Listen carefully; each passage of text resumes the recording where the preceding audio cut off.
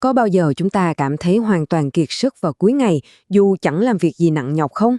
Rất có thể, thủ phạm không phải là công việc mà là một kẻ thù vô hình đang tấn công chúng ta hàng ngày, hàng giờ. Đó chính là ô nhiễm tiếng ồn.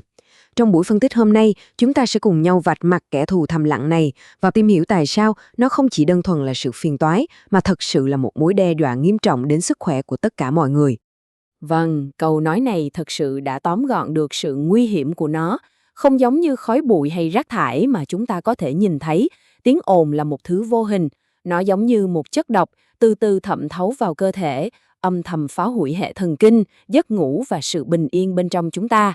Và thường thì, chỉ đến khi sức khỏe đã lên tiếng báo động, chúng ta mới nhận ra, nhưng có lẽ đã quá muộn. Vậy thì câu hỏi là, khi nào âm thanh trở thành ô nhiễm? Theo Tổ chức Y tế Thế giới, mức tiếng ồn trung bình mà vượt quá 65 decibel, tức là dB, vào ban ngày là đã bắt đầu có hại. Để chúng ta dễ hình dung nhé, một cuộc nói chuyện bình thường của chúng ta là khoảng 60 decibel. Khi âm thanh vượt cái ngưỡng này và lại còn kéo dài nữa, nó không còn là một phần bình thường của cuộc sống mà đã trở thành một dạng ô nhiễm độc hại. Thế thì những âm thanh có thể xem là tra tấn này đến từ đâu? Thật ra không cần tìm đâu xa đâu ạ. Thủ phạm đang ở ngay trong cuộc sống hàng ngày của chúng ta. Nào, hãy cùng điểm mặt những nguồn gây ồn phổ biến nhất trong các đô thị hiện nay. Thủ phạm số 1 không ai khác, chính là giao thông. Tiếng động cơ gầm rú, tiếng phanh rít và đặc biệt là thứ âm thanh kinh hoàng từ những tiếng còi xe vô tội vạ. Ở các thành phố lớn, tiếng ồn giao thông vào giờ cao điểm có thể lên đến 85-90 decibel. Nó chẳng khác gì việc chúng ta bị ép đứng cạnh một cái máy cắt cỏ đang hoạt động liên tục trong nhiều giờ liền. Một bức tường âm thanh thực sự. Rồi, thủ phạm thứ hai cũng rất phổ biến. Đó là các công trình xây dựng. Tiếng búa máy, tiếng khoan, tiếng cắt, những âm thanh này có thể dễ dàng vượt ngưỡng 100 decibel. Nhưng điều đáng nói nhất là chúng thường xuyên xâm phạm vào những khung giờ nghỉ ngơi quý giá của mọi người, tước đi cái sự yên tĩnh mà chúng ta rất cần để tái tạo lại năng lượng. Và cuối cùng, có một nguồn ồn cực kỳ đa dạng và khó kiểm soát nhất, lại đến từ chính cộng đồng của chúng ta, các hoạt động sinh hoạt và kinh doanh. Từ các quán bar, cửa hàng mở nhạc quá lớn, cho đến những hành vi cá nhân thiếu ý thức. Chúng ta hãy xem những ví dụ cụ thể ngay sau đây. Những hành vi này cho thấy một sự thật rất đáng buồn. Một phần rất lớn của ô nhiễm tiếng ồn đến từ chính sự thiếu ý thức. Một tiếng còi xe không cần thiết, một chiếc loa kéo được vặn hết công suất, một cửa hàng nghĩ rằng tra tấn người đi đường bằng âm nhạc là một cách marketing hiệu quả. Tất cả những hành vi tưởng chừng nhỏ nhặt này, khi cộng hưởng lại, chúng tạo ra một thảm họa âm thanh cho cả cộng đồng. Sau khi đã biết kẻ thù đến từ đâu, bây giờ chúng ta hãy xem nó có thể gây ra những tác hại gì. Và tôi phải cảnh báo trước, đây không chỉ đơn thuần là sự phiền toái đâu.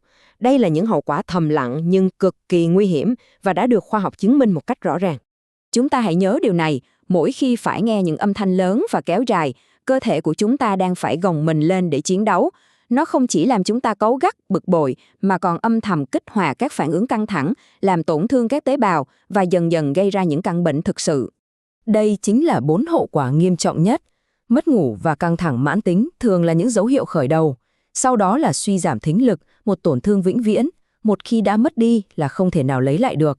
Và đáng sợ hơn cả, nhiều nghiên cứu uy tín đã chỉ ra rằng tiếng ồn liên tục làm tăng huyết áp và các hormone gây stress, dẫn đến nguy cơ cao mắc các bệnh về tim mạch, ví dụ như nhồi máu cơ tim và đột quỵ. Và ngay cả khi chưa gây ra bệnh tật cụ thể, tiếng ồn vẫn là một kẻ cắp. Nó đánh cắp sự tập trung của chúng ta khi làm việc, nó bào mòn hiệu quả học tập của con em chúng ta và nó lấy đi những khoảnh khắc thư giãn quý báu. Nó có thể biến chính ngôi nhà, vốn là một tổ ấm, thành một không gian đầy căng thẳng. Vâng, hiểu rõ vấn đề là bước đầu tiên, nhưng chúng ta không thể chỉ ngồi yên chịu trận được, đúng không ạ? Đã đến lúc phải hành động để giành lại sự yên tĩnh vốn có. Phần tiếp theo sẽ là về những giải pháp cụ thể mà mỗi chúng ta đều có thể thực hiện. Cuộc chiến chống ô nhiễm tiếng ồn cần phải có 2 gọng kìm song song. Gọng kìm thứ nhất chính là ý thức tự giác của mỗi người. Có thể nói rằng sự yên tĩnh bắt đầu từ chính mình. Và gọng kìm thứ hai, không kém phần quan trọng, là sự quyết liệt của pháp luật. Cần có những quy định chặt chẽ và chế tài đủ mạnh để răn đe các hành vi vi phạm. Đây là 3 bước rất đơn giản mà bất kỳ ai trong chúng ta cũng có thể làm được. Đầu tiên, hãy làm một người hàng xóm tốt, tự giác giảm thiểu tiếng ồn từ chính nhà mình. Thứ hai, hãy tìm hiểu và tuân thủ các quy định về tiếng ồn của địa phương. Và quan trọng nhất, bước thứ ba, đừng im lặng chịu đựng, hãy lên tiếng, góp ý một cách văn minh và khi cần thiết, hãy báo cáo các vi phạm cho cơ quan chức năng. Đôi khi, sự im lặng của chúng ta lại chính là sự tiếp tay cho ô nhiễm. Cuối cùng, tất cả chúng ta đang đứng trước một sự lựa chọn. Chúng ta muốn sống trong một ngôi trần ồn ào, căng thẳng và bệnh tật, hay là một cộng đồng yên tĩnh, tôn trọng và lành mạnh. Tương lai đó không phải do ai quyết định hộ cả, mà nó nằm trong chính hành động của chúng ta, bắt đầu từ ngày hôm nay. Mục tiêu cuối cùng của chúng ta không phải là biến thành phố thành một nơi im phăng phắc, mà là tạo ra một môi trường mà ở đó, âm thanh của sự sống, của sự phát triển, nó hài hòa và nó tôn trọng lẫn nhau.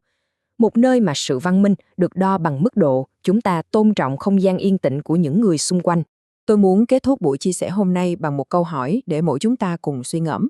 Khi nhắm mắt lại, âm thanh mà chúng ta muốn nghe thấy từ cộng đồng của mình là gì? Là tiếng còi xe inh ỏi, hay là tiếng trẻ em cười đùa trong công viên? Là tiếng loa kéo tra tấn, hay là tiếng chim hót và tiếng lá cây xào xạc? Âm thanh của một cộng đồng văn minh không phải là sự im lặng tuyệt đối, mà chính là sự hòa âm của lòng tôn trọng. Hãy cùng nhau tạo ra bản giao hưởng đó. Xin cảm ơn.